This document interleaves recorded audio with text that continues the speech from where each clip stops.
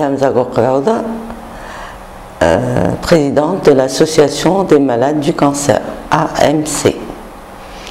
L'association, elle a été créée en 2010. On a eu notre visa en 2011 et depuis on a commencé à travailler. Et il y a quelque chose qui est très important dans le déroulement de ce qu'on fait et tout, c'est que je suis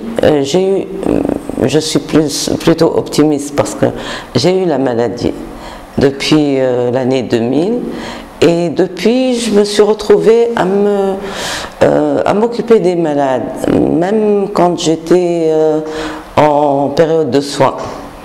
Donc, c'était pas calculé ou programmé, mais c'était le déroulement de la vie, c'est mon destin, c'est peut-être, parfois je me dis, peut-être que le bon Dieu a voulu que ça soit comme ça.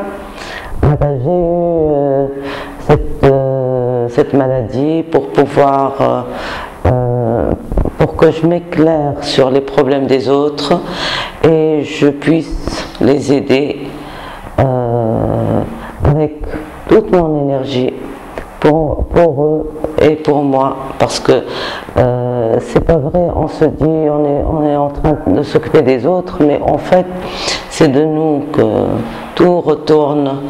Le retour c'est bénéfique, c'est extraordinaire. Chaque jour c'est un nouveau jour pour moi.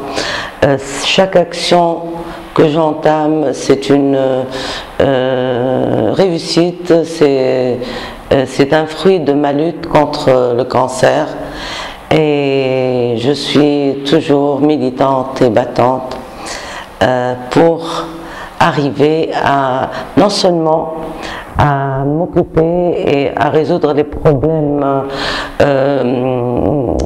visibles, là, mais aussi à résoudre d'autres problèmes à l'échelle nationale, les problèmes des malades au point de vue traitement, au point de vue soins. Ça ne serait-ce que dans les hôpitaux ou même dans le privé, il faut tout organiser, tout remettre en place et bien organiser le plan cancer. Et c'est maintenant, on est en train de s'occuper du plan cancer. Nous sommes la société civile, mais nous, en même temps, nous sommes en quelque sorte décideurs avec les décideurs, parce que c'est nous qui subissons tout. Les décisions de l'État, des décideurs. Donc nous sommes dans l'affaire. Au début, on soit les malades, on les encadre. Parce que là, où commence les problèmes commencent par l'annonce de la maladie. Malheureusement, dans les hôpitaux, c'est l'encombrement, et surtout à l'Institut Salah Aziz, les autres hôpitaux à Tunis, au centre, c'est l'encombrement parce qu'il n'y a pas d'égalité sociale dans la santé, et on lutte pour ça, et on ne va pas lâcher, hein. Donc tout le monde, toutes les régions viennent à Tunis, que ce soit pour même la chirurgie, la chimiothérapie, la radiothérapie, surtout la radiothérapie, il n'y a pas assez partout dans Tunis, donc tout le monde est là. Et c'est pour ça qu'il y a l'encombrement dans les hôpitaux. L'égalité dans les régions, il faut s'occuper des régions, il faut leur donner leur chance, il faut qu'il y ait des médecins dans les régions, il faut qu'il y ait des spécialistes dans les régions, il faut qu'il y ait aussi tout le matériel nécessaire, comme l'exploration radiologique, comme le mammographe, le scanner, l'IRM, et toutes les explorations que ce soit radiologique ou la biologie, tout. Il faut que tout soit distribué équitablement. Parce que le Tunisien n'est pas le Tunisien de Tunis, celui qui a la chance d'habiter à Tunis. Le Tunisien, c'est de partout, de toute la Tunisie.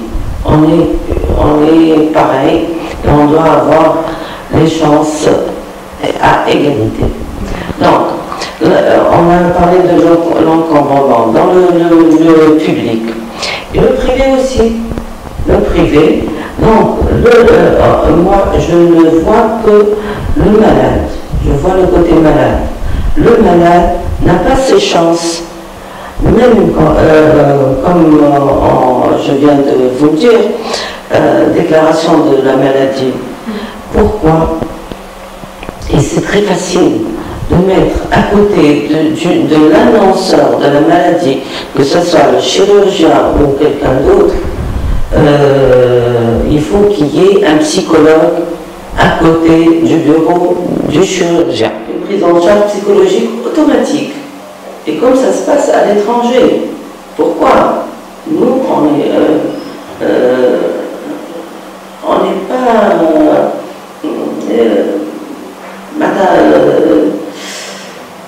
on est au courant, on est instruit, tout le monde a accès à Internet, tout le monde voit, tout le monde connaît ses droits. Donc, après l'annonce de la maladie, il faut le psychologue. Automatiquement. Ce n'est pas un psychologue qu'on cherche. Il faut qu'il soit là, le psychologue. Il ne faut pas que le malade cherche à trouver le psychologue. Il faut que le psychologue soit à côté, pour apaiser l'annonce de la maladie. Et après, il y a beaucoup de choses. Il y a le traitement, il y a les explorations radiologiques, il y a les traitements, la chimiothérapie, il y a beaucoup à en parler. Il y a la chimiothérapie déjà.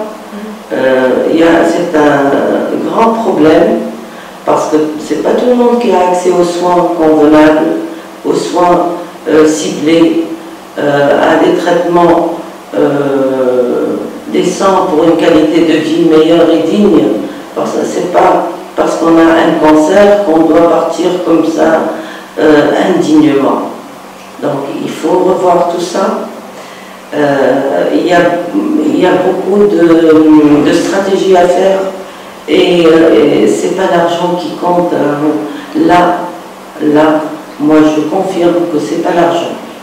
C'est pas un problème d'argent, c'est un problème de savoir-faire. La manière de faire. Voilà. Et tout ça, c'est le plan cancer. D'accord. Donc, avant tout, le dépistage. On peut faire le dépistage pour le cancer du sein, pour le côlon, pour la prostate. On est en train d'avancer dans les recherches.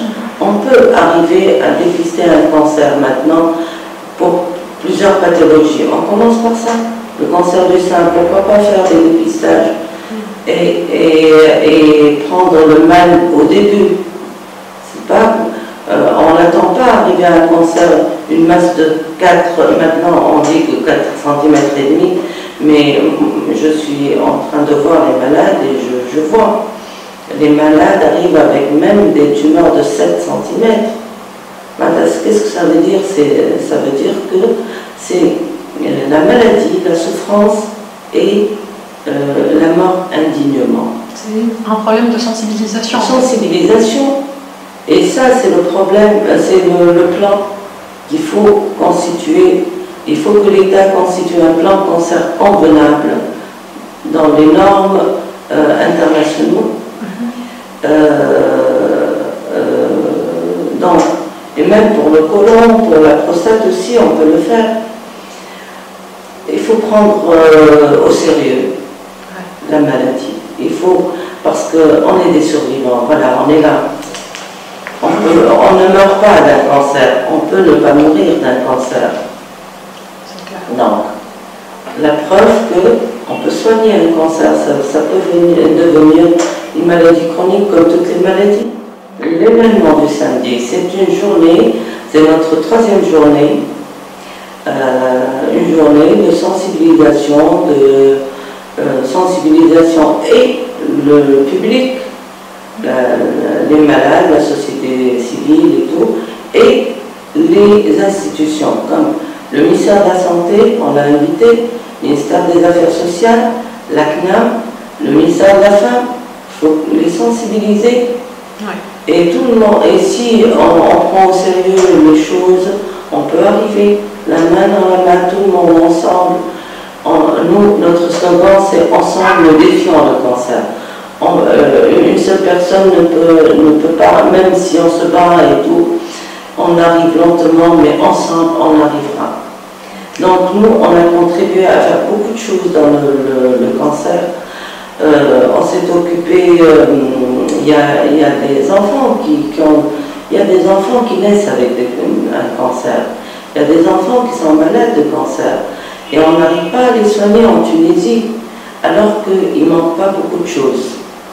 Nous, en tant qu'association des malades du cancer, on a ramené une experte internationale qui est chef de département à l'Institut du Sabre aussi. Et en tant qu'association des malades du cancer, on a invité le ministère de la Santé, la CNAM, les chefs de service des hôpitaux concernés pour faire c'est une maladie neuroblastome. C'est un genre de tumeur qui est chez les enfants. Donc on a réuni tout ce monde-là, on a ramené une experte internationale, elle était toute dévouée pour aider la Tunisie, pour avancer. Pourquoi envoyer des enfants à l'étranger se soigner? C'est du gâchis de l'argent. C'est des enfants qui vont être loin de leur famille, et même les parents qui vont accompagner les enfants, ils vont être rapatriés, ils vont loin de leur famille, ça va coûter cher à tout le monde. Donc, on a voulu arranger les choses. Et on a commencé, on y croyait. Mais on n'a pas eu de retour du ministère de la Santé. Ils n'ont pas pris au sérieux la chose, mais nous, on tient bon. Entre-temps, on a envoyé des enfants pour qui ça urge, et avec et sans argent, mais avec beaucoup de sagesse et avec beaucoup d'amour, on est arrivé à envoyer 3 enfants à l'Institut du Sabre aussi. Ils sont là-bas maintenant, ils se soignent, ils sont pris en charge totalement. Et c'est la sagesse de l'AMC, l'Association des malades du cancer. On a eu des contacts, on a fait nos contacts avec l'étranger, avec la France, avec le ministère de la Santé, le ministère des Affaires sociales, de la Santé et droits de la femme. On les a contactés et on a fait des relations internationales. Donc, et le ministère n'a pas... ils ont été d'accord tout de suite. Ils nous ont pris en charge de 3 enfants. Maintenant, ils se soignent en France à l'Institut du Sabre aussi, à la charge de la France. Et la Tunisie n'a pas encore pris au sérieux. Et maintenant, je suppose et je crois en nos efforts. Parce que quand on fait des efforts, on tient bon, on travaille, on arrive. Et on va arriver avec le ministère, que ce soit celui-là et peut-être le prochain qui va arriver. Nous, on est là. On est des survivants du cancer. On ne peut pas passer comme ça. Et moi, en tant que présidente, je ne veux pas venir dans cette vie-là et passer sans rien faire. Chaque personne, chaque Tunisien, et les Tunisiens, ils sont extraordinaires comme citoyens. Et nous tous, il faut qu'on arrive à faire quelque chose dans notre passage dans ce monde, qui est un monde extraordinaire. Nous tenons à la vie, nous croquons la vie comme il le faut, et on tient à ce que tout le monde ait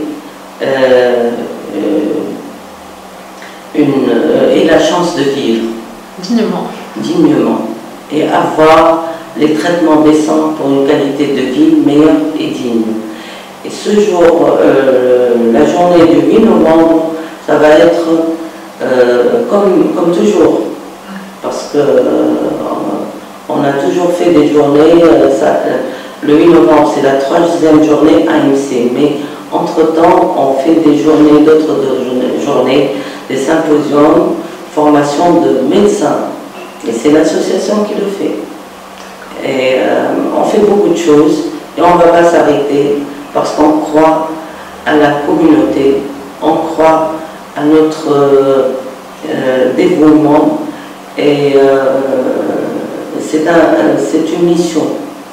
C'est une mission parmi les missions de tout le monde, de tout citoyen tunisien qui est là. La Tunisie nous est très chère, il faut se battre pour une Tunisie meilleure, avec une santé et avec le droit à la santé et à la vie digne.